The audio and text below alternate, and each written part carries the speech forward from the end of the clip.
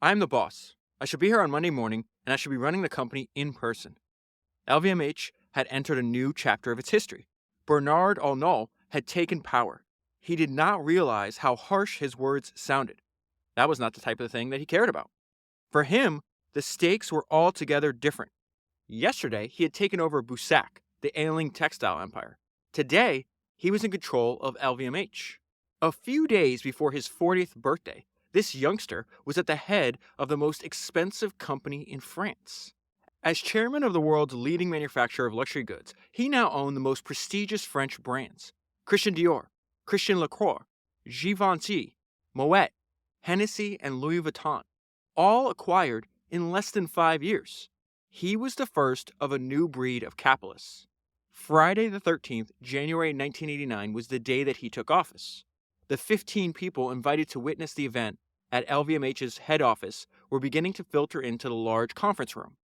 They each had played a decisive role in this affair, which had all the makings of a Greek tragedy. They all knew they had no choice but to go along with Arnault. He quickly inspected those present. Only one was missing: Henri Racamire, the chairman of Louis Vuitton. This senile old fool, as he had started to call him, was really beginning to get on Bernard's nerves. He had to get rid of him as soon as possible. The noise of the door opening interrupted his thoughts. Racamire made an entrance. This was merely the first step. Racamire would fight to the end against this youngster whom he had sought out a year before in the hopes of neutralizing the insufferably pretentious Alain Chevalier. This is the guy that was running Moet-Hennessy before it merged with Louis Vuitton. A mistake which had backfired on him. But Racamire had no intention of letting himself be pushed around. This 76-year-old was thirsting for revenge. From now on, he would wake each morning vowing to topple Arnault. If he had one quality, it was perseverance. At 11:30 a.m., a triumphant Bernard Arnault arrived at Moet-Hennessy. He was anxious to personally check the text which announced his election. 2 draft press releases had been prepared. The first, and longer one, paid homage to the previous management. The second simply announced the appointments without any frills. Bernard chose the second. He took out a pen and struck out the words of praise for the former managing director. Reading through it again, Bernard added "elected unanimously" alongside his name. He attached a great deal of importance to the unanimous vote, which meant there was no doubt about his position. A few minutes later, the news hit the financial markets. Bernard Arnault was chairman of LVMH. Nothing could stop him. That was an excerpt from this unbelievably difficult book to find, and the one that I'm going to talk to you about today, which is The Taste of Luxury, Bernard Arnault and the Moet-Hennessy Louis Vuitton story. And it was written by 2 French authors. I have no idea, unfortunately, how to pronounce their names, but I will leave their full names in the show notes. And before I jump into the book, I need to thank my friend David Rosenthal from the excellent Acquired podcast. He actually found this book was first published in 1992 in French. I've only found one other copy. The one copy that I can find that's for sale right now is $3,000. David paid almost $400 for this book, and he gave it to me for free so I could make this episode. So to prepare for this episode, in addition to reading this entire book, I also listened to David and Ben's excellent Acquired episode. It's called LVMH. I will leave the link down below, or you can just search in your podcast player for Acquired, and it should be easy to find their episode. It's titled LVMH. It's like 3.5 hours long. It tells the entire history of how LVMH came to be. I took notes on their episode, and you should hear some of those notes in this episode today. In addition to that, I also listened to the excellent episode of Business Breakdowns. It's titled LVMH, the Wolf and Cashmere's Conglomerate. And that business breakdown is about what LVMH looks like today, their business models, and their financial performance. And I, of course, am going to focus on Bernard Arnault, the person, as I always do. Let me go right into Bernard's early life. He's born in France in 1949, and he's the son of a building contractor. He's the third he's going to wind up being the third generation in this family business. His father, Jean, was successful. Life was comfortable without being ostentatious. Sometimes Bernard would stand in the hall gazing at a portrait of his ancestor, whom he apparently resembled. This ancestor was a colonel in the Napoleonic Guard and had served in all the emperor's campaigns. In case you missed it, I just did a first of many episodes I'm going to do on Napoleon, because Napoleon just pops up again and again in these. If you're reading biographies on history's greatest entrepreneurs pre-World War II, they're going to constantly reference their studying and their admiration of Napoleon. That's episode 294 if you haven't listened to it. I just got a fantastic book called The Mind of Napoleon, printed in 1955. It arrived a few days ago, so I'll do an episode on that soon as well. So in the book, starts out, okay, we got this young, studious, driven. I guess I should tell you this up front, that I didn't understand until I read this book and then listened to both the Acquired and the Business Breakdowns episodes. What pops out of my mind is like, Bernard is like this odd combination of, I would say, Warren Buffett and a John D. Rockefeller. And if you've listened to my episodes on Rockefeller, I think I've done 3 or 4 at this point, you'll see like there's a lot of parallels in his life, other than Rockefeller was poor and Bernard was not. But there's this idea where like it's like all work, no fun. So we just have this young version of, I think he's like 10 years old at the time. We have young Bernard just looking at this picture of one of his great ancestors, right? So it says he was an excellent pupil. He was in the top of his class in all subjects, including PE. The boy would listen attentively, a habit that he was never to lose. That sentence reminded me of one of my favorite lines that I've heard in any of the biographies that I've read. Came from episode 213 in Michael Jordan's autobiography. Michael Jordan says, successful people listen. Those that don't listen don't last long. Following World War II, his grandfather, Savinel, obviously, you know, if you listen to a bunch of these, I can barely pronounce English. These are all French names. There's just no way I'm getting this correct. I sat and listened to correct pronunciations over and over again to no avail. It's just better if I just spend that time reading instead. So his grandfather starts this engineering and building company, and he does it in France after World War I because everything was destroyed in France after World War I, so everything has to be rebuilt. Bernard is going to work in this company that still exists when he's a young man, starting with nothing. They're talking about his grandfather, except his wheelbarrow. He teamed up with another guy, that his partner who supplied the capital, and began to build on the ruins. At that time, textiles, this is crazy. At that time, textiles were the wealth of the north of France, and Marcel Boussac was at his peak.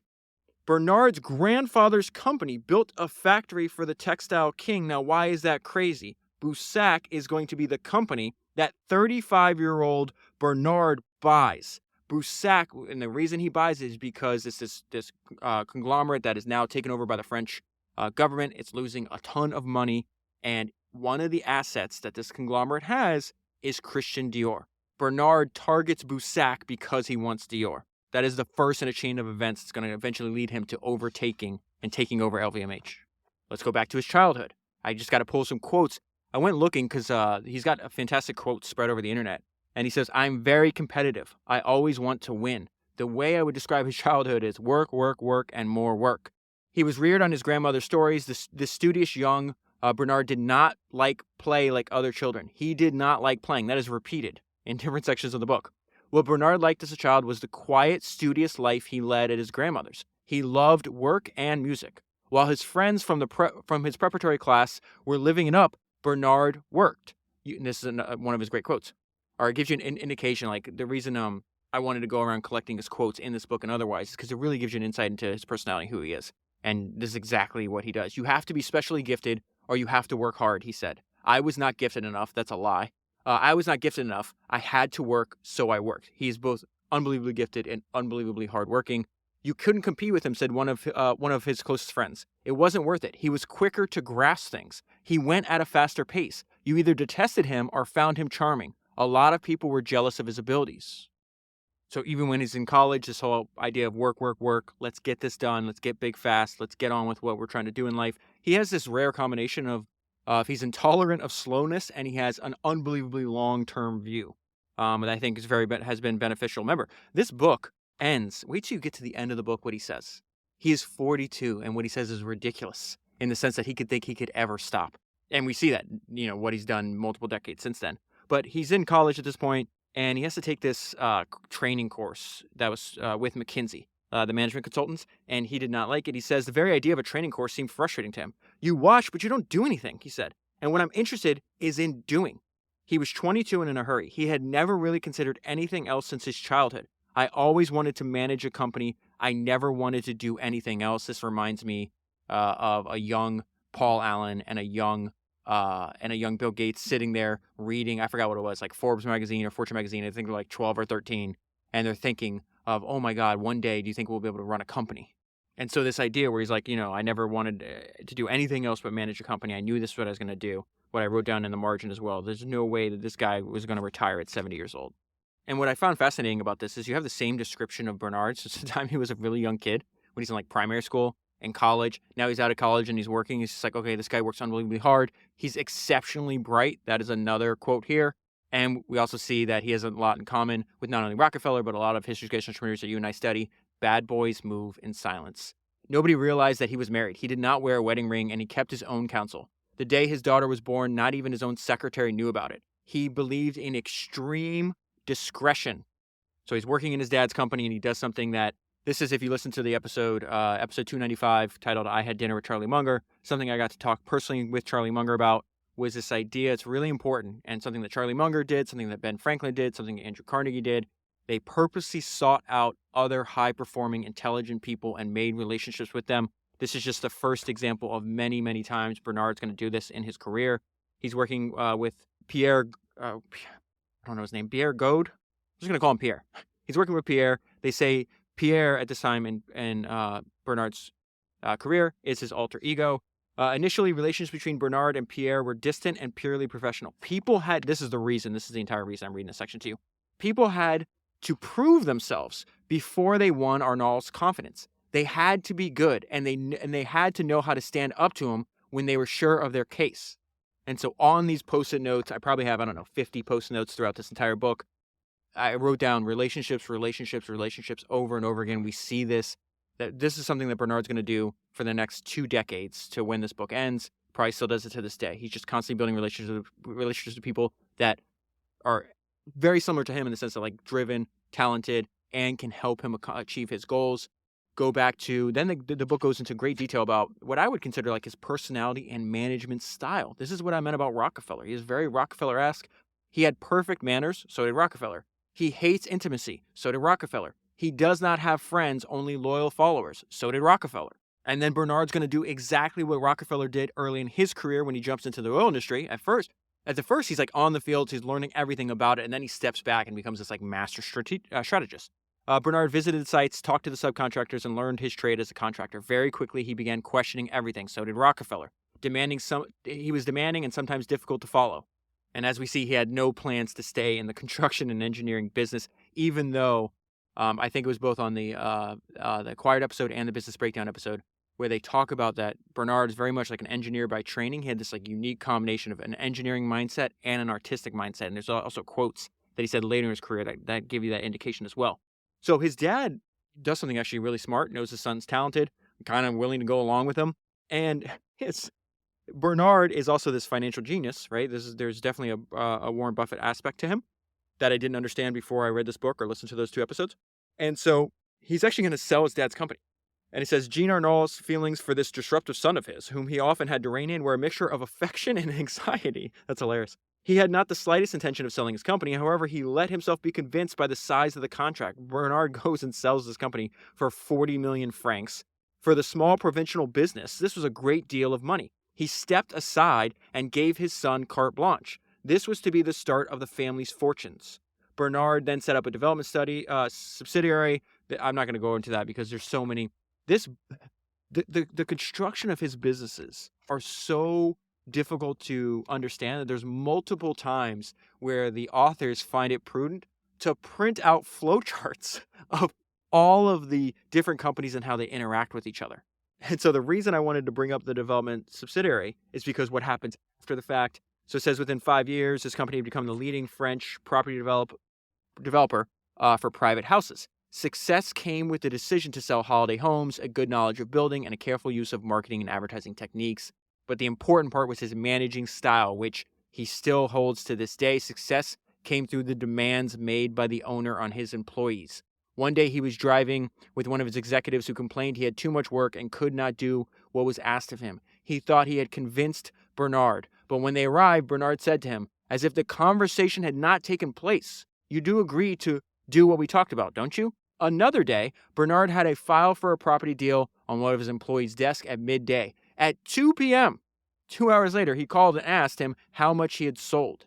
So unbelievably demanding, wanting to move fast, there's no limit to his ambition. As we see, you don't become the richest man in the world if you had that. And we see that even, he's in his like mid-20s, I think, at this point.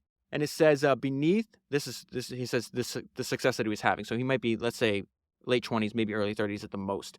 The success of this company was not enough for Bernard. Beneath his civilized appearance, there lurked the spirit of an adventurer. He wanted more. So he decides, hey, France is not big enough. He's going to go to the business mecca in the world, right? He's going to go to the United States. It is hilarious. Later on, right? He's running. I think the biggest export of the French economy to this day is luxury goods. And he is viewed very much by the French establishment, not as a Frenchman, but as an American. And so this is like the beginning of that. So it says he took to look for investment opportunities elsewhere. He headed for a country which he had loved, the United States. So he winds up moving there, and then he winds up living in this neighborhood in New York. And it says while he was jogging in the mornings, he would pass his next door neighbor. It was quite a surprise when he learned from the front page of the Wall Street Journal that his neighbor was none other than John Kluge, the multimillionaire who had just made a takeover bid for the communications conglomerate Metro Media. This book says multimillionaire. When I listened to the Acquired episode, I think John was one of the richest, if not the richest people in the world shortly after this. He was doing like these leverage buyouts and I think these like takeovers. And I think they said, in this book it says multimillionaire, but in the Acquired episode, they said he made $5 billion, I think, on that deal. But this is important because Arnault is going to use some of these techniques. This is why I'm giving you this background. Kluge embodied everything Arnault admired. He was a nationally successful businessman. His audacity in business and his display of wealth combined with a certain simplicity in his private life. That's why he's looking up to him. Bernard wanted to go far. He had an iron will. At a laboriously won, oh my goodness, this needs to be a t-shirt. He wanted to go far. He had an iron will. At a laboriously won tennis match, he once said, "I may lose once, but I never lose twice." So it's at this point he decides to go back to France, and he calls Pierre, and he says, it's time to go to France and buy a company. Find me one. He chose Dior. There isn't a better name. In the United States, the president of Dior is better known than the president of France, Arnault said. And just as a quick aside, the chapter titles in this book are excellent because they're all descriptions of Bernard. And so this one is called A Burning Ambition. And this is the perfect timing because this is the 1980s. In the crazy 80s, there's all a bunch of buyouts, takeovers, LBOs, raids. This is all pre-LVMH. So Boussac at the time, which is the large conglomerate that I referenced earlier, that his grandfather happened to build the textile mill for a long time ago, was the largest industrial bankruptcy in French history at the time.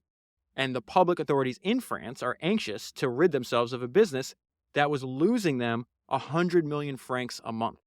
And so these are just some of the assets that are inside this giant money-losing empire. I wonder if I should find a book on the founder.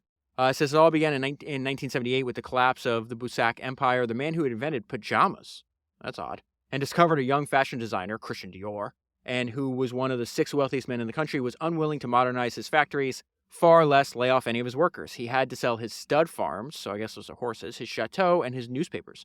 All that remained of the depleted empire were assets in the declining textile industry, which, just like Buffett, eventually Bernard's going to sell off, and one jewel, Christian Dior. And so there's a bunch of other potential buyers for this. There's a bunch of lessons spread across the next few pages. Here's the first one, something you and I have talked about over and over again in the past. It's one of the greatest quotes from entrepreneur history ever. You see it over and over again. It's from Henry Kaiser. Problems are just opportunities in work clothes. Bernard had become the most serious would-be buyer. He saw problem cases as a challenge. After all, companies that are in ruins hold the greatest surprises and bring the greatest profits if they can be pulled around. All you have to do is delve into them deeper than anyone else and work on them without leaving anything to chance. That description, delve deeper than anyone else would and work on them without leaving anything to chance, that sounds like a description of Bernard the person. Number 2, in getting Dior, he's going to get one, his sights are set like this. I reference like the Terminator-esque feeling that you get when you read about Rockefeller. I felt the same way when I'm reading about a young Bernard. Like, it's like I have my eyes set on this thing and I'm just going to do whatever I can. I don't care if whatever barrier you put up in front of me, I'm going to figure this out one way or another. And in this case, his first objective is like, I'm going to get Dior one way or the other. And he tries to buy it piecemeal. It's like, I'd rather just have Dior. I don't want all this other Boussac stuff. But you said, no, okay, that's fine. I'm going to get Dior no matter what. So it says he put forward his proposal to take over Dior. Out of the question, they said, it must be all or nothing. No matter, all it would be. You are quite mad, his father told him. And then one of his other advisors say, hey, why don't you take the first plane back to the United States? They thought this was crazy. And so the people that are telling him, no, you have to buy the whole thing, you can't buy Dior, are the ones that actually own Boussac now, even though they're losing a bunch of money. It's this, I think there's like 4 brothers. They're called the Willets. Really, you don't have to remember that. It's not important to the story. What is important to me, or to the story rather, is if you are the one with cash, time is your friend, right? These guys own this company, but they're just getting drained constantly. They have pressure from the French government to figure this out. And so Bernard's like, okay, I'm just going to wait. I'm going to wait you out. So it says the brothers arrogantly stuck to their guns.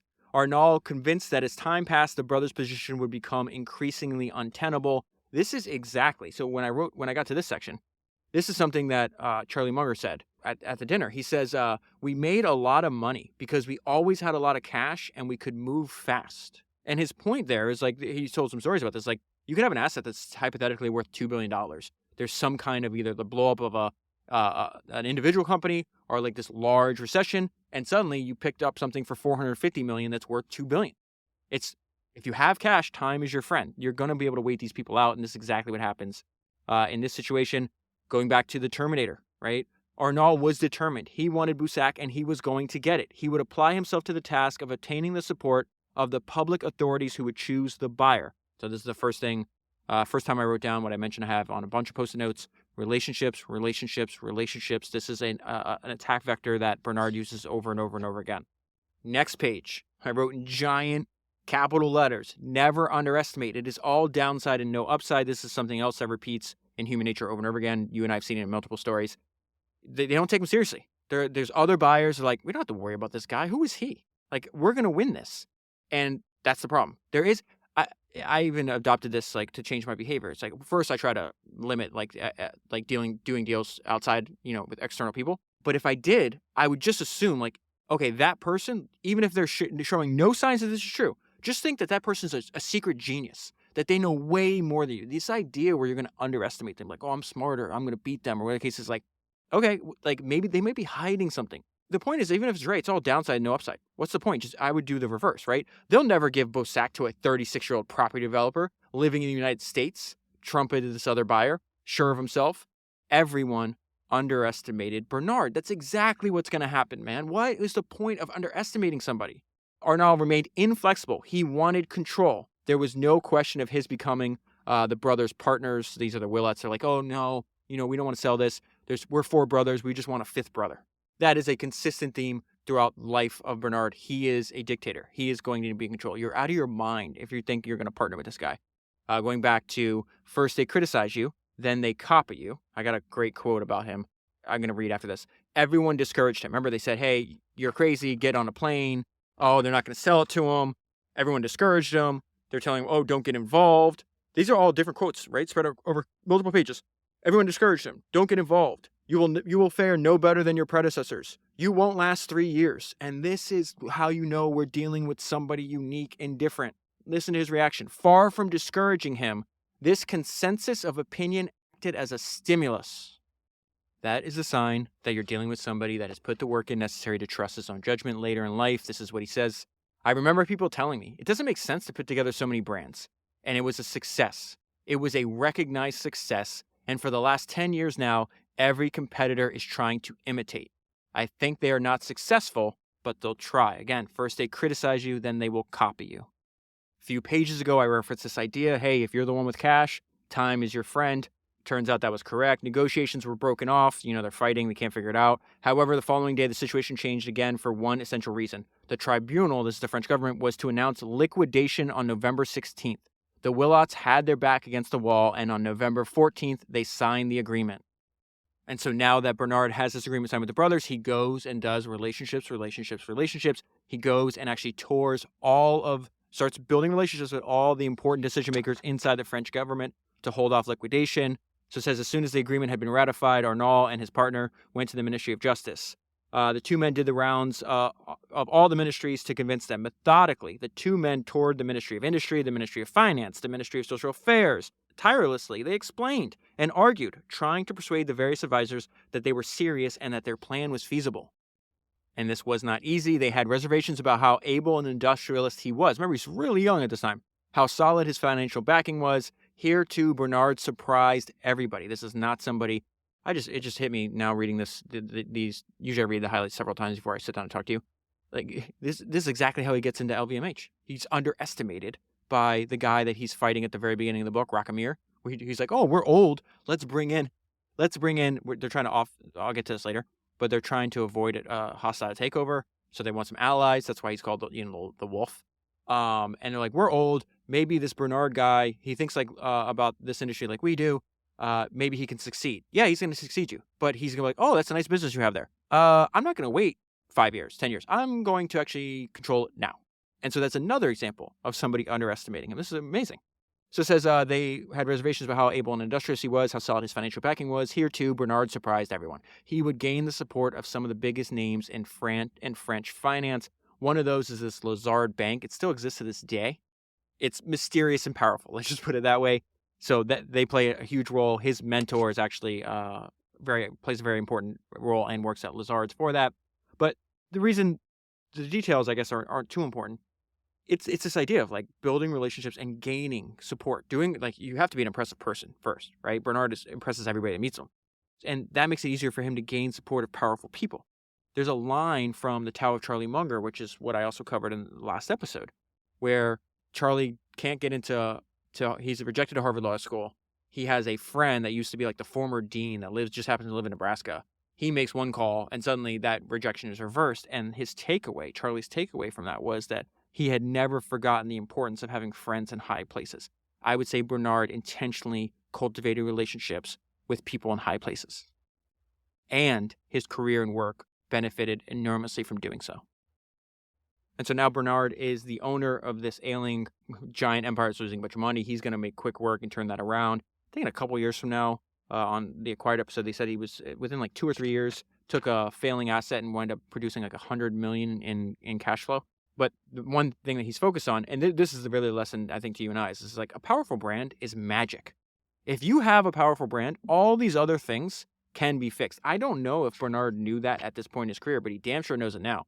Bernard had understood that Dior was a jewel in the crown of this group. Dior was to be the starting point for his strategy. Dior was a famous name, but they had innumerable difficulties. So it's just poorly run business, essentially what they're saying. They have too many licenses, not enough boutiques. Their ready-to-wear collection had been a failure. They had a troubled atmosphere, a bad culture. It was impossible to manage the patchwork of 260 licenses worldwide. All this, essentially just listing all these problems that Bernard has to solve. But again, a powerful brand is magic. All these other things can be fixed. But you can't just snap your fingers and say, let me create a powerful brand. He's got something that's rare and very differentiated and valuable. It was impossible to manage the patchwork of 260 licenses worldwide, which detracted considerably from the image that a company like Dior should project. Quality was lacking. And that is going to lead to Bernard realizing, hey, something that he continues to this day, he wants to own his own distribution. It's extremely important. It was valuable then, really valuable now. Before I get there, though, something else that popped out of the book that was very interesting is Arnault always bets on talent. My friend Sam Hinkie has this great quote. He says, people really are power law, and the best ones change everything. And I think Bernard would agree with that. So he's introduced to this young designer named Christian Lacroix. I actually looked that name up. There's a funny video I typed in how to pronounce Christian Lacroix on YouTube. And it's just like 2 guys sitting there just repeating it over and over again. It was actually really, really funny. And one guy's French, so he has a way better accent than I do. So anyways, Bernard immediately sees, oh, this guy's special. I don't care. Like, he's so special, I'll make a plan for him. So it says Bernard was interested in this underappreciated designer. He was certain that he should not let Christian Lacroix slip through his fingers. Rockefeller would hire people. Check this out. This is the same thing that's happening over and over again. It's crazy how similar these two are. Rockefeller meets somebody, he thinks they're valuable. He would hire them just as meeting them and worry about what to do with them later. He just knew that talent was everything. So it says they're going to wind up launching this business together. They launch a great fashion house, and he invested 70 million francs down initially, and then they agreed to invest another 200 to 250 million francs over the next 5 years. Large point here, just remember, he always bets on talent. So let's go back to what I just mentioned, that he wants to own his own distribution. He is a learning machine. He's like, this doesn't make any sense what Dior is doing. We're going to change that. Learning from what he saw at Dior, Arnault made another choice. The strategy of exclusive shops along the lines of what Chanel or Hermes is doing. A network of shops is now not built overnight. This took a long time to construct. This is what I mean if you hear him talk. He says, like stuff, let me find the actual quote. Here it is. He says, in business, I think the most important thing is to position yourself for long term and not be too impatient. which I am by nature, and I have to control myself. So he's willing to invest in the long term, even if it goes against his nature. That speaks to his discipline. They talk about, Terminator. Let's go back to that idea of, you have Bernard, Terminator, Arnault, however you say his name. Network of shops is not built overnight. It took a long time to construct. Well, he's still in the business. That's good. That's the investment. Those investments reap and compound over a long time. It doesn't make sense if you're going to get into a business, jump around like most entrepreneurs do. But Bernard's like, oh, I'm doing this forever. Like, I'm going to stay in here and I'm going to build this thing and we'll see how far it can go. And he did something smart. He did not, I always say, like, worst thing you could do is usually when people have a success, they let their foot off the gas or they get comfortable. And the maxim that's in my own mind to avoid that is if you go to sleep on a win, you're going to wake up with a loss. He did not go to sleep on a win. He's not going to wake up with a loss. Arnault did not stray from his path. Relentlessly, he pursued his ascent and seized every passing opportunity. The note I left myself on that page is, like Jeff Bezos, Arnault is relentless. Of course, we know Bezos owns Relentless.com. To this day, he almost named Amazon Relentless.com, which is one of the things I love about Jeff. And this chapter ends with just one sentence. Bernard Arnault's upward mobility was gaining momentum.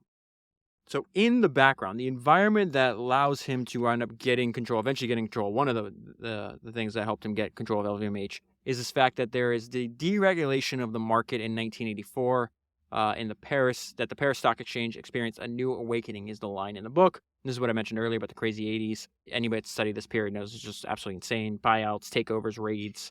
Starts buying into LVMH, I think, in 1987 and has complete control by 1989, I think. Let's go back to the beginning of the book to make sure I'm right. Yeah, Friday, January 13th, 1989. Okay.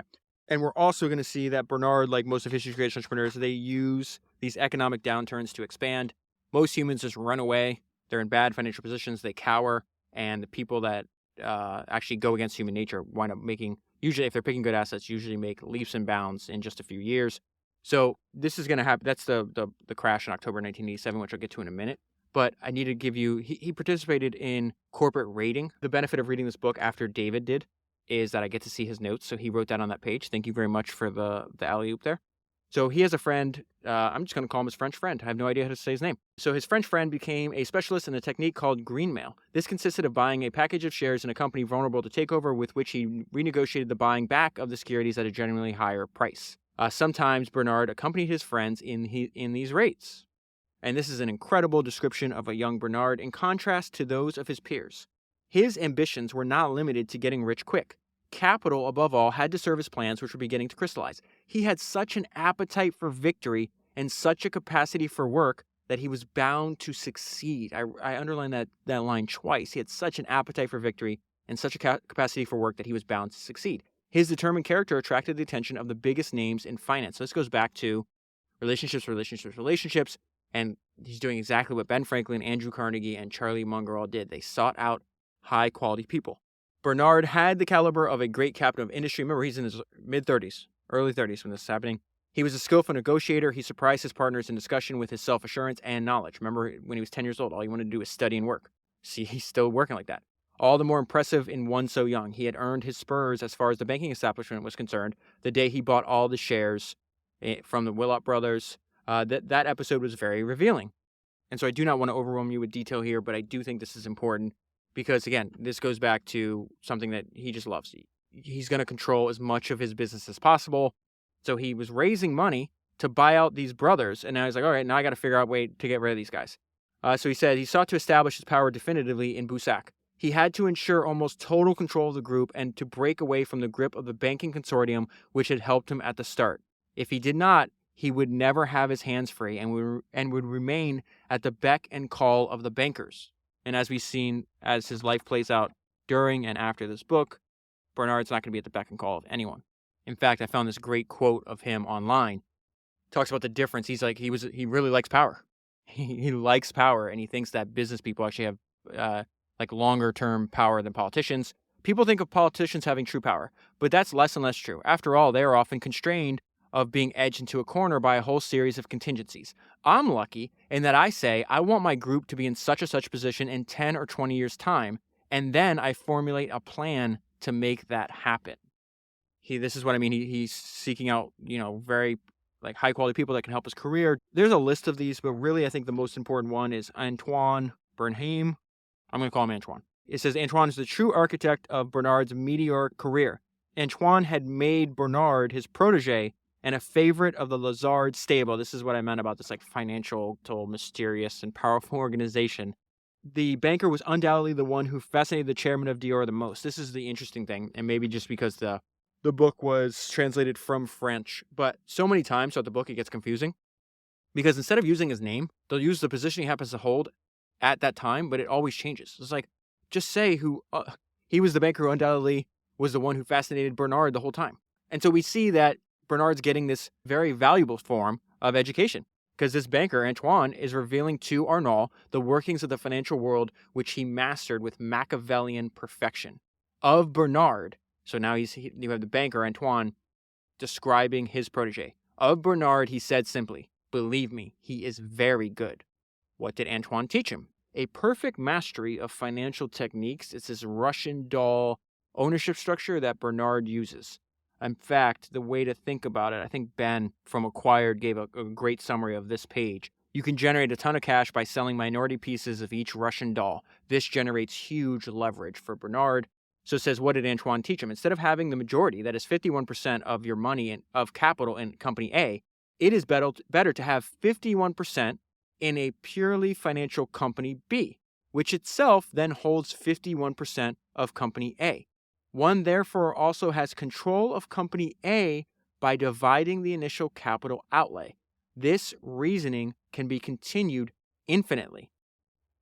That sounds confusing. They give you a great metaphor here to understand it. The basic concept of techniques is called cascades, Russian dolls, or even stovepipe hats, and it is old as the world itself. Why is this important? Because it allows targets to be attacked, which are much bigger while avoiding the initiation of a costly takeover bid. A method tailor-made for the French market at this point in history, that's important to point out, for the French market and for the appetite of Bernard Arnault. So it says the magic formula did exist. It was the stock exchange. The next time, instead of counting on the financial support of investors, which is what Bernard did to get control of Boussac, he would take the capital of his various companies to the stock market. Each call on the market would provide him with his initial capital outlay. The best way of orchestrating takeovers was with other people's money. The small shareholders, who he's now bringing in, would thus replace the bankers, who he's trying to get rid of his earlier operations. Here's the main punchline. This compartmentalized structure turned out to be a veritable treasure chest. Each time that he needed money, Bernard put one of his subsidiaries on the stock market without losing overall control. So then a few pages later, I'm reading about Bernard, and this is what popped in my mind as I get to the section. He is a financial genius and a dictator who's obsessed with efficiency. Bernard was one of the best financiers of his time. He loved buying, restructuring, buying again in order to restructure again. Behind his angelic appearance, there lurked an authoritarian proprietor. His managerial credo became American-style management. That's what I mentioned earlier, how the French establishment views him very much as an American. He was not worried about charisma. What mattered with him was efficiency. This new type of businessman was going against received practice. That's an important note.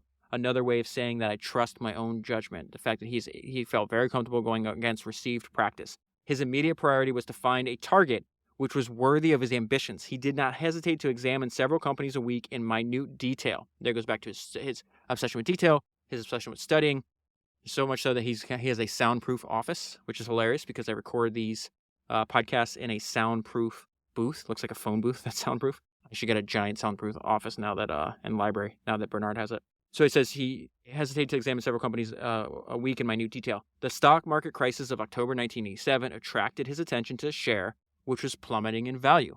LVMH was now quoted at only 1,200 francs. It was down 50%. So he goes to his mentor, the guy at Lazard's, and he's like, let's launch a raid. And Antoine gives him excellent advice. He says, Antoine calmed him down. Wait until they come looking for you. Okay, so at this point, we need to introduce two characters that are really important to this story. They're going to be the two co-founders of LVMH. I had no idea that their partnership only lasted a few months before Bernard comes in. So you have Henry Racamire. He's one of the co-founders of LVMH because he's going to merge Louis Vuitton with Moet-Hennessy. He is the one that turned Louis Vuitton into an international brand, which was really fascinating because this book talks about the early history. Like Louis Vuitton is this monster, this business today. 1977, they have 2 stores. And so there's some ideas that he used to build Louis Vuitton that I think you and I should be aware of in case we can use it. The second co-founder, and these two are going to hate each other, by the way, is Alain Chevalier. He is the one that ran Moet-Hennessy.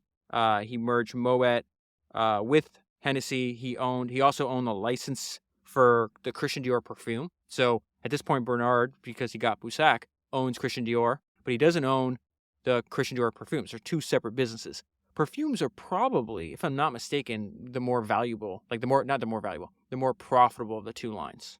So these two guys come together, which I'll read to you in a minute, because they're worried about a takeover. And they're both essentially, okay, if we combine ourselves, we're less likely to be taken over. And then they wind up having they just clash. They have hilarious quotes in the book about like marrying a fish or something. I'll read to you in a minute. Their discontent opens the door to bring in Bernard, and then not realizing that they just let a wolf in the henhouse. And so eventually Bernard is not going to like either of these two men. That is not the case at the beginning. In fact, it says Chevalier fascinated him. Bernard admired his high profile, his cachet with the establishment, and his international standing. He was dazzled by the elegance of the chairman of Moet. So that's an important thing where it says, his profile, his cachet with the establishment. Bernard is very much an outsider. He is, in the north of France. He is in like the industrial region. He is not in this luxury world at all. In fact, this part of the story reminds me of, so I've watched and read all the Game of Thrones books and just finished rewatching the series again. And I always take notes. I love these maxims, these like prompts for thinking. And I came across this fantastic line a few months ago. And I think it describes exactly what's happening in this book right now. He says, those on the margins often come to control the center. Those on the margins often come to control the center. And the line I saved underneath that one is also a description of Bernard. The world is built by killers. Both of these men have since passed away, but if they were alive and we could ask them, I bet you they would say that Bernard Arnault was a killer. And to use the line from Doug Leone on his episode that he just did on Invest Like the Best, a killer to get the job done. That was Doug describing him and his partner Mike, who scaled Sequoia from a $150 million company to, I think, $85 billion of assets under management. We were killers to get the job done. But what was fascinating, one of the most fascinating parts of this business, because I always think is like, what is a real valuable industry right now that no one takes seriously? Because that happens over and over again. I was just rereading my highlights from I read like 13 books on the early 13 biographies on early American automobile founders. And what's fascinating is like when they start doing their experiments, there's a line in the book where they're like, for every one car on the road, when they started their experiments, there was 3,600 horses in America. And so it looked like, oh, nice little toy you have there. Oh, isn't that cute that you're running this experiment, not realizing that industry that they're creating right in front of their eyes is going to be one of the most valuable industries ever created. And the luxury industry, like the industry where LVMH is right now one of the biggest companies in the world. Bernard and his family are he's the richest person. His family is one of the richest families in the world. 40 years ago, they didn't even think it was a real industry. And I'll tell you what I wrote after this. It says, in the 1980s, the talk of luxury items was not welcome. The term luxury still had connotations of the craftsman. It had nothing to do with real industry. Arnault changes that. So let's go back to this idea of the importance of relationships. So in 1987, Moet entered a period of great anxiety. $3 billion American dollars were looking for a French ally to attack Moet.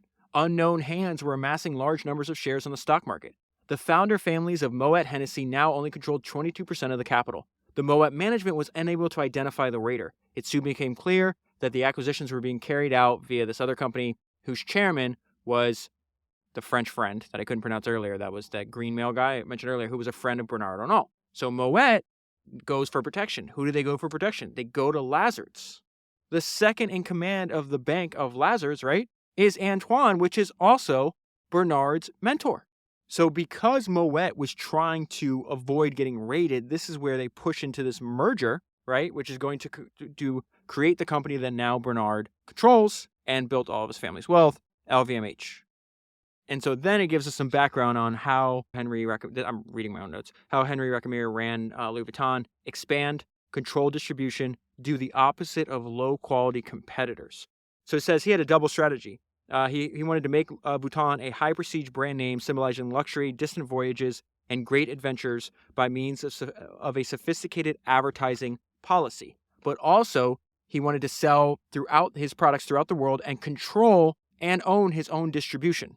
And this is what I meant earlier. Like, this shocked me. In 1978, there was only 2 Vuitton company-owned shops, one in Paris and one in Nice. And so what he noticed, what people were doing is that they would own distribution, other companies would own distribution in high-end areas, and yet they would outsource the creation of the product to like lower-cost areas of the world, what the book calls the Far East. And so Racamire had this good idea. It's like, what if we reverse that? To supply the shops, he decided to do the opposite of their competitors, manufacturing in France to guarantee exceptional quality and then selling in the Far East. And this strategy works well. There's like a period of about what is that, like 8 years? 8 years goes by. They own a bunch of shops and they're making $200 million a year in profit. And so the chapter that's describing like Henri Racamire's career, it ends with this fantastic line that is like a precursor to where the story's about to turn and where, much to Bernard's own benefit, Racamire's ambitions knew no bounds. Alliance with the greatest of the great did not hold any fears for him. This was to be a great mistake. Why? Because he's going to merge with Moet-Hennessy, and then he's going to bring in the wolf and Cashmere, which causes him to be kicked out of the company in about a year and a half from here. And so you have 2 founders merging together, not realizing that they both want to run the show. This is going to end disastrously. The 2 co-founders of LVMH lose the war for control to Bernard Arnault. And so first of all, they didn't understand, like, they're incapable of working with each other. They're too much alike, as a matter of fact. So this is the background before Bernard gets introduced. The 2 groups, so this is now Louis Vuitton and then Moet-Hennessy, which is about to merge. The 2 groups had everything in common. The same aims, the same background of family control, a tradition going back more than a century, and of course their culture. The merger of the 2 companies could only result in the birth of one of the greatest French institutions. Well, on that part, you're right. It is going to create a great French institution. It's just not going to be run by you. And wait till we get into the pettiness between these 2 co-founders, which again, the fact that they couldn't get it wrong, the fact that they picked the wrong partner was their death knell. I had a hilarious thought when I got to this part of the book that I wrote down on myself. I don't have any tattoos, but if I did, this is what I said. I should get 2 tattoos, one on each forearm. One forearm says, watch your costs. And on the other forearm, it says control. And so my favorite book out of, the almost 300 books I've read for the podcast so far, the one I keep talking about over and over again, and in fact, it's going to be episode 300. I just decided it was going to be, last time I reread it, it was episode 200. So I had the idea, I was like, every 100 episodes, I should just read Dyson's autobiography, the first one that he wrote, not the second one. He wrote another great one, that's episode 205, when he was like 70. But the one he wrote when he was like 45, after just going through 14 years of hell, is just absolutely fantastic. And so this idea of like having a tattoo that just says control, right? And like somewhere on that I see every day is a line from Dyson's autobiography, where he says, difference for the sake of it in everything, because it must be better. From the moment the idea strikes to the running of the business, difference and retention of total control. Difference and retention of total control is the entire message that Dyson is trying to get into future generations of entrepreneurs' brains by reading that book. And that was all I was thinking about while I was reading this ridiculous, like, merger and then fight, and then they try to reverse merger, that which Bernard's not going to allow at that point because he had too much control. It was just absolutely, like, why are you doing this? The biggest mistake is to relinquish your control. If you maintain the control, you'll get the money anyways. And so let's go into why. I was thinking about that friction between the 2 most powerful men in LVMH surfaced immediately. Each one wanted to be preeminent. And it's funny because Chevalier has this quote that happened before, I think, the agreement. He says, groupings which do not follow any kind of industrial logic end up badly, he said. It's like a marriage between a carp and a rabbit, so a fish and a rabbit. Naturally enough, such unions usually end in divorce. He did not know how right he was. So the merger happens, and this is what happens next. They stepped up both their surface affability and their concealed deceit. And so what does that mean? They immediately start fighting over, okay, where's the new headquarters of LVMH? This is, I wrote down here, never underestimate human pettiness. They pick a location, but Racamire says, nope, he's not even going to bother to visit it. Why? Because the address did not suit him. It was too close to Moet. So the search began again. The ideal solution were for premises that were equal distance away from their 2 headquarters. Think about that.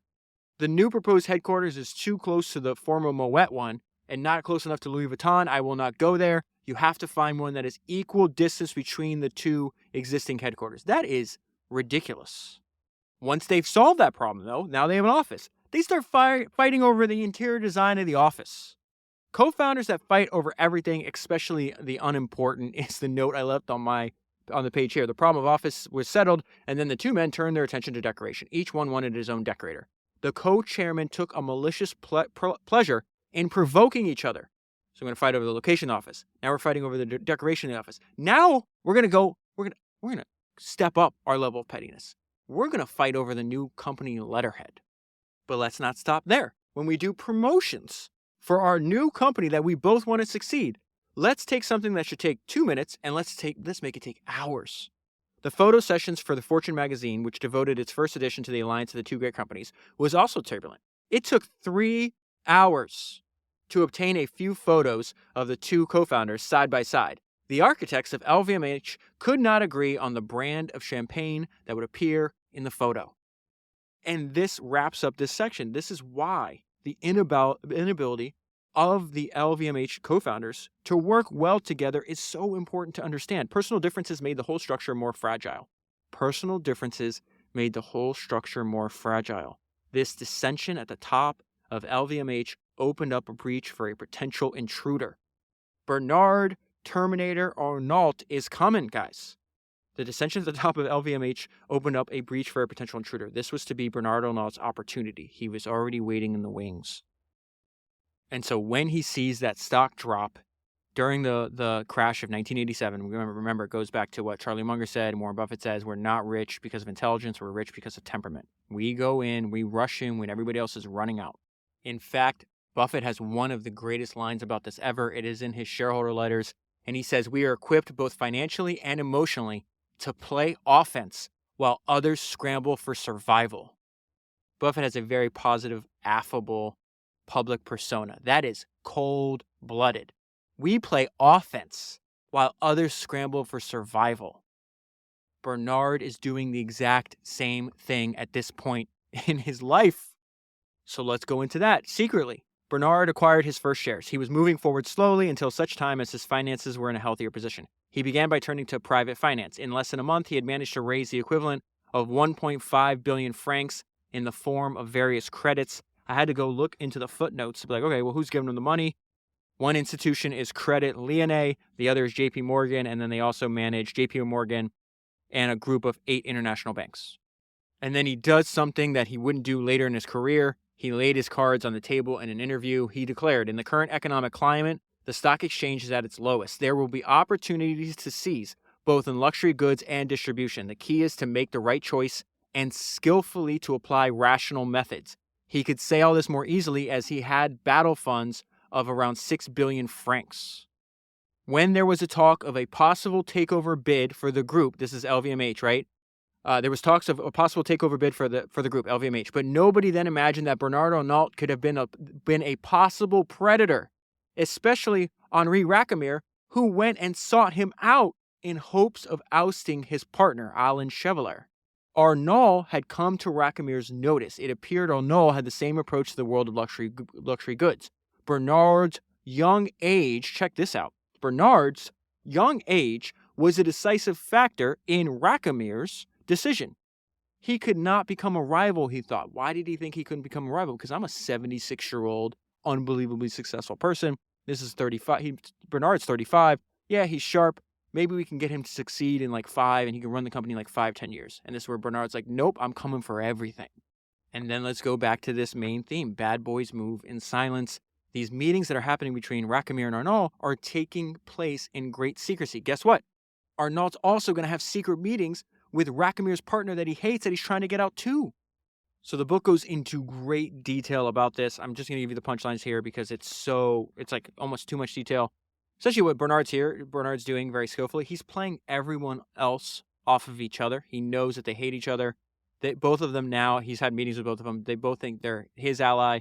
And so he says, Racamire was still counting on Bernard to overcome Chevalier. Chevalier was convinced that in Bernard he had found himself the support necessary to neutralize Racamire. See, this goes back to why I said it was so important to understand the discontent between the two co-founders of LVMH and how it opened the door for Bernard.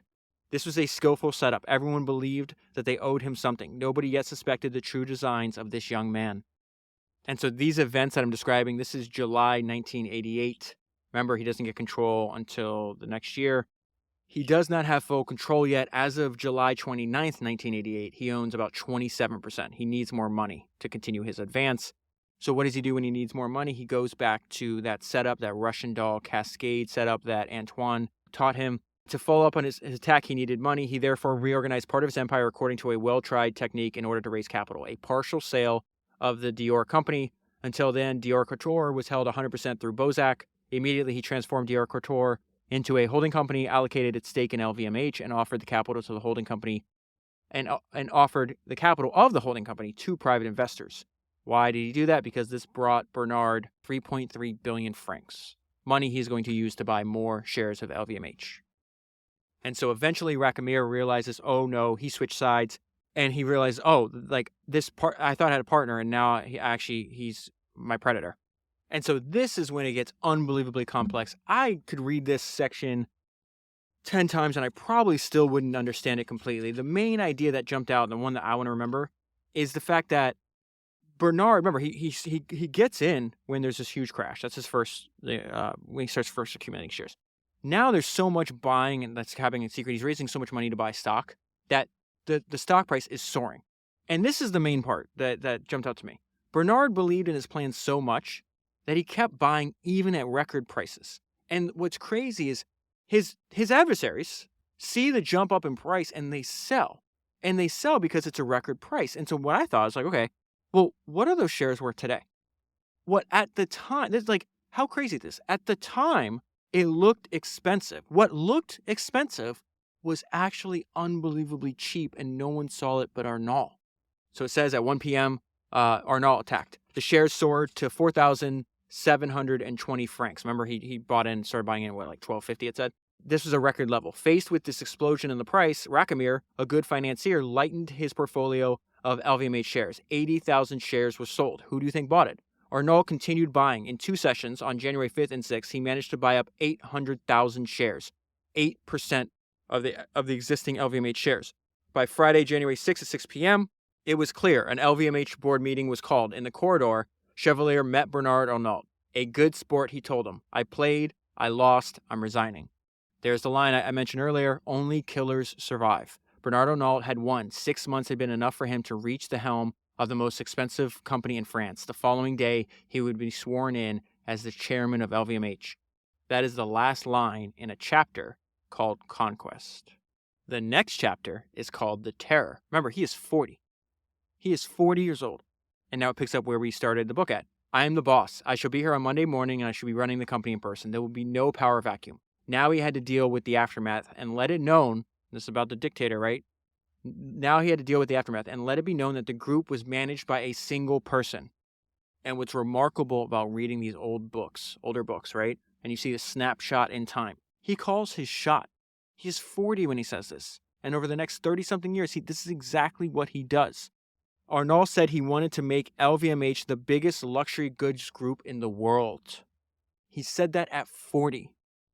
And so even though Bernard is unanimous chairman, right? He's got to fight for like another year and a half, something like that, because Racamire is refusing to give up. He's believed in perseverance. He says if he had to fight, he would fight to the end. He would not let this youngster, they've used that word to describe him like 3 times in the book, it's hilarious. He would not let this youngster, whom he had imprudently introduced into the group, take from him his company, his wife's company, and that of his in-laws, a company it had taken 10 years to rebuild. The aggressiveness of this young man surprised him. He had been wrong about Bernard. This is very fascinating. When they closed the first deal they did, he had a premonition that maybe he was wrong, and he wound up being proven right, 6 or 9 months later. He had been wrong about Bernard. He said that he had a premonition. When I signed the alliance pact with him in June 1988, I held out my hand. It was like holding a limp rag. I felt a gut reaction telling me that I had been wrong, but the die was cast. Afterwards, I rationalized it. When I got to that section, it made me think of one of my favorite quotes from Steve Jobs. He said, intuition, Steve just said this towards the end of his career, intuition is a very powerful thing, more powerful than intellect, in my opinion. That's had a big impact on my work. And now, if you do not mind, I would like to make one more comparison to Rockefeller. Rockefeller was not particularly enthusiastic about the burgeoning oil industry, right? He just saw that as his best opportunity to make a lot of money. He wanted to make a ton of money because he thought like God he's giving him this power. His job is to make as much money as possible and then give it away. And he also saw an industry that was growing and he could kind of like impose his will on. I think that's how Bernard saw the luxury industry, although it's a lot more glamorous than like refining oil like was, in the 1800s. But listen to how he talks. Friends were amazed by this person who presided over the destiny of so many luxury brands, the only area in which French products could not be competed with. For Bernard had understood before anyone else that it was a true industry. That sounds exactly like Rockefeller. For Bernard had understood before anyone else that it was a true industry. To his friends who said he was in love with the luxury good industry, Bernard replied, "Not at all. You cannot explain love. My relationship to luxury goods is really very rational. It is the only area in which it is possible to make luxury profit margins." He's still having this fight with Rockefeller. I just want to point out, this is exactly what Rockefeller was called as well. Rockefeller starts insulting Bernard in the press. So at one of their meetings, he approaches Rockefeller in the hallway and he says, "You made a libelous attack on me by calling me a bandit and a gangster." That's how Rockefeller was described in his day. Rockefeller's response here was actually kind of funny. "I made no attack. I just made an objective statement." And so even though he made a bunch of errors, like first merging with Moet-Hennessy and then inviting Bernard in, you got to like this old guy. Like, here's an example. Like, he just refuses to give up, like, until he's forced to give up. So they're both realizing that both is more powerful than the other one thought. This old gentleman never gave in. Worse still, he gave the impression of backing down so as to counterattack better. He liked to fight. And in return, Rockefeller perfectly identified. Now he underestimated his opponent, didn't really understand who he was. Now dealing with him, he goes, Bernard wants to take power everywhere and immediately. That's a great quote. Bernard wants to take power everywhere and immediately. And so then I need to pull out something that was fascinating. So in the Business Breakdown episodes, it talks about, like, they're talking about Bernard now, right? And through like his track record. He's got 30 years of track record that is not in this book. And he says that one thing that Bernard did back then and still does to this day, which is very valuable, that he targets timeless brands that have proven themselves in different economic cycles and through changes in consumer preferences. Even though LVMH may be 30, 40 years old, whatever it is, some of their brands are hundreds of years old. So it's this idea of like, let's target, and you see that he did this. I'm taking the quote from the Business Breakdown episode and tying it into where we are in the book. The young Bernard knew that he was going to do this. So he's got to target timeless brands that have proven themselves in different economic cycles and through changes in consumer preferences. Why? Because they are durable. And how do we know that? Because time is the best filter. Let's go to a young 40-year-old Bernard saying, no, I know what I own is rare and it will increase in value over time. My 10-year objective is that LVMH's leading position in the world will be further strengthened in the luxury goods sector. I believe that there will be fewer and fewer brand names capable of retaining a worldwide presence, and that those of our group will be among them. My plan for the next 6 months, so this is 10-year objective, my plan for the next 6 months is to see all the group managers of the businesses and increase their motivation. That's a nice way of saying he's going to be on their ass, right? My plan for the next 6 months is to see all the group managers and increase their motivation by sharing my highly ambitious objectives with them. Back to another idea that we've seen over and over again. Bernard Arnault is intolerant of slowness. His relative youth emphasized his impatience. His goal was to still make his mark in the business world fast. Reaching the age of 40 encouraged him in this direction. And so eventually Bernard wins. He gets Rockefeller out of there. And then there's a great description of a young Bernard by a journalist. He makes the cover of a French magazine. No one has any illusions left about this ambitious young financier, who has shown no compunction in removing the man who had introduced him into the LVMH fold. Those who were naive enough to see Bernard rise as a succession of lucky accidents had understood nothing of the man or his technique. The text was illustrated by a cartoon, a man with a wolf's head. And another comparison with Rockefeller talks about finally he has complete control. Says he devoted himself to running the world's leading luxury good company. His investments had been costly. 11 billion francs. He had to get out of debt and, most importantly, build up his war chest again. If you study the early history or the early career of Rockefeller, he had no compunction about going deep into debt and using the money raised to monopolize his industry and have complete control over not only Standard Oil, but the entire oil refining market. And so the book ends with Bernard in complete control and the author's wondering, what is next? But will he be content with having achieved what he set out to achieve? He is, after all, only 42. By the time I'm 70, I'll have retired long since, he says. Was he to be believed? We know from our vantage point, hell no, right? He had worked from the time he was a child, and he had never stopped working. His father had never had to tell him to study. That was all that he had ever done. At all events, he had determination and he never gave up. The willpower forged by the strict upbringing he had received meant that he lived a lonely life, setting him apart from other members of his generation. He was not like other people. Even at the age of 19, he was different, just like Rockefeller. In May 1968, when all of his fellow students had taken to the streets and were on protest marches, his single concern was that his lectures would be canceled. He thought only about one thing: passing his exams. This solitude was to be his constant companion. He was never wholly to trust anyone, apart from his father. He kept his joys and his sorrows to himself, Rockefeller. He was impassive, whatever the circumstances. What did he think of other people? It was exceedingly difficult to tell. He showed nothing of his feelings. He did not care much for fancy social events, which he felt were a waste of time. The parties that he threw, to celebrate Dior's 40th anniversary, for example, were extremely lavish affairs. This was not ostentation. It was work. You had to make people like you, but how? His strength lay elsewhere. His success was founded on what could almost be called a Napoleonic strategy. Select the right target, attack the enemy at the right time and in his weakest spot, and leave nothing to chance in the ensuing battle. Racamire is an iron fist in a velvet glove. Arnault is an iron fist in an iron glove. If Arnault has a religion, it is efficiency. So much so that people no longer dare invite him to lunch for fear of meeting with the "have we anything left to say to each other" line that he has passed into legend. Each moment counts.